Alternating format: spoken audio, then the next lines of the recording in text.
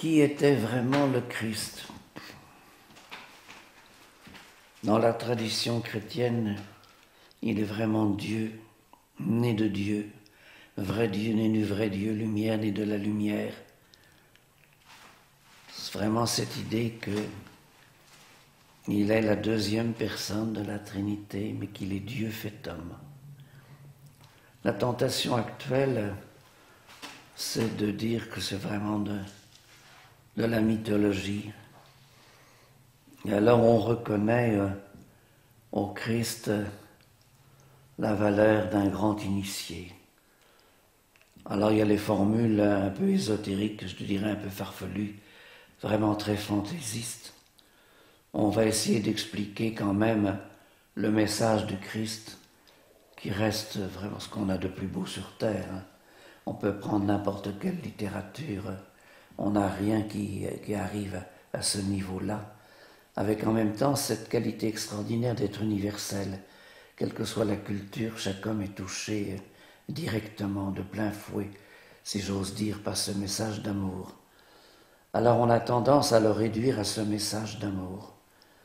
Et pour expliquer l'élévation de ce message, on va inventer. Alors il a été initié. Alors on a un tas de vraie vie entre guillemets, du Christ, il y en a des quantités. Alors pour certains, il a été emmené par les sages de l'Iran, de l'ancienne Perse, dans la ligne de Zoroastre. Bon. Pour d'autres, il a été emmené au Tibet et il a été élevé chez les lamas tibétains. Simplement, pas de chance, les lamas tibétains d'aujourd'hui ne nous donnent pas un message comparable à celui du Christ. Et pour d'autres, il a carrément été enlevé par les extraterrestres. Et pourquoi pas, ça ne coûte pas plus cher. Et il a été formé donc dans une autre dimension. Pour d'autres, il a été amené en Angleterre, pour d'autres, etc. Toutes les variantes que l'on pourra avoir.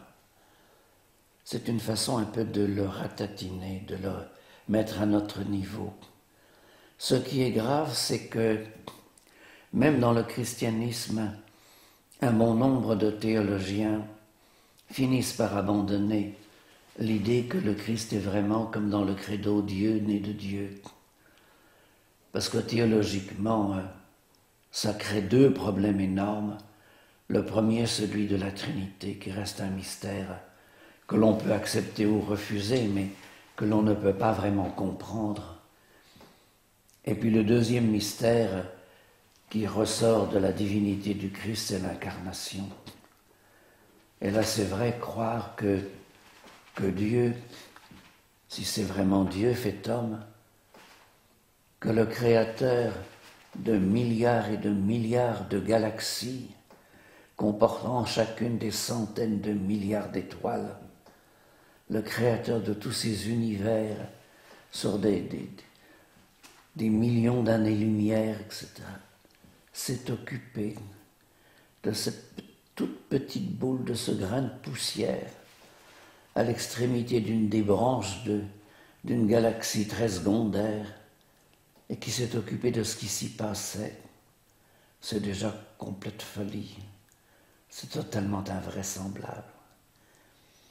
Et qu'il est entré dans un corps d'homme, qu'il a accepté d'entrer dans nos limites de temps, d'espace, qu'il a accepté de prendre nos besoins vitaux pour arriver à survivre, à faire fonctionner notre corps, qu'il est entré dans cet univers-là.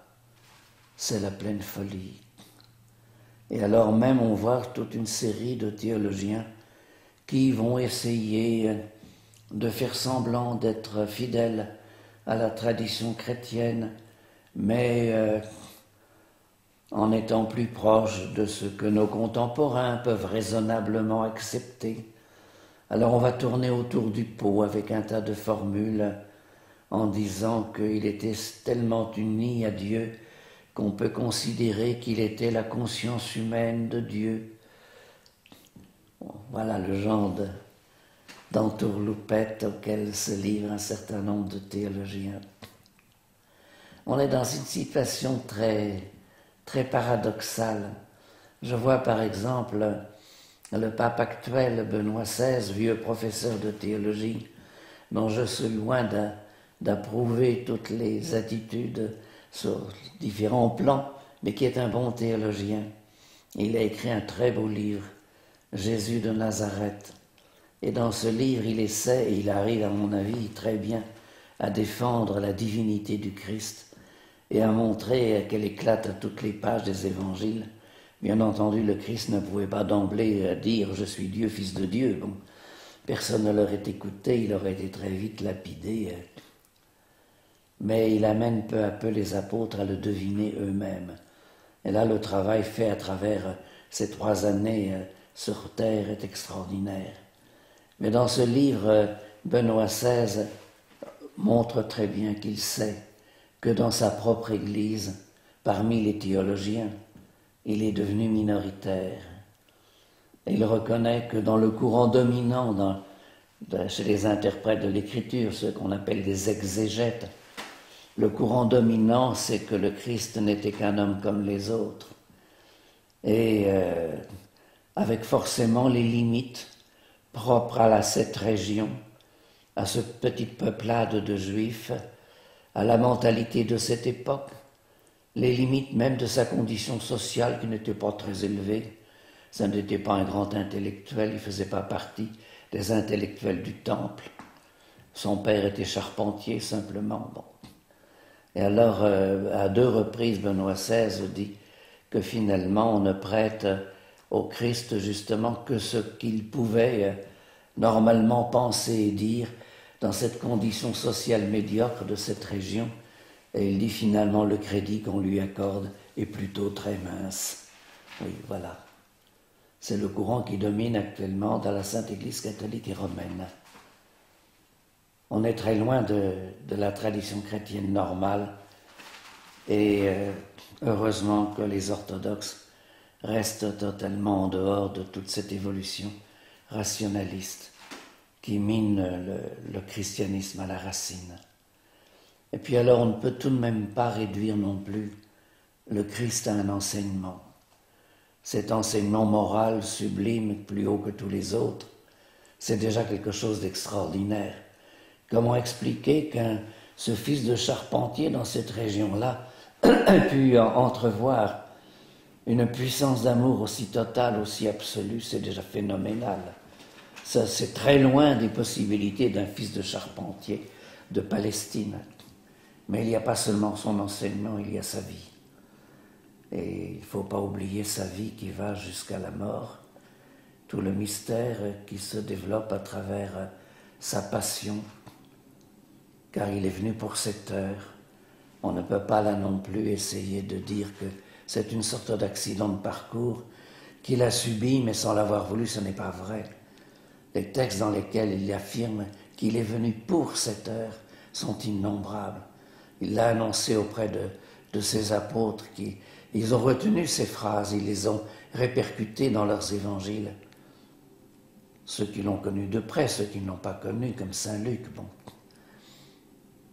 Donc il y a le mystère de la vie du Christ, qui est lié aussi au mystère de l'Eucharistie, et qui est capital, car dans l'Eucharistie, on rejoint vraiment le corps et le sang du Christ. Au-delà du temps, au-delà de l'espace, là encore, le temps et l'espace sont abolis. Et on est invité à participer physiquement au corps du Christ, afin de pouvoir participer également spirituellement à son attitude spirituelle d'offrande, d'amour et de sacrifice.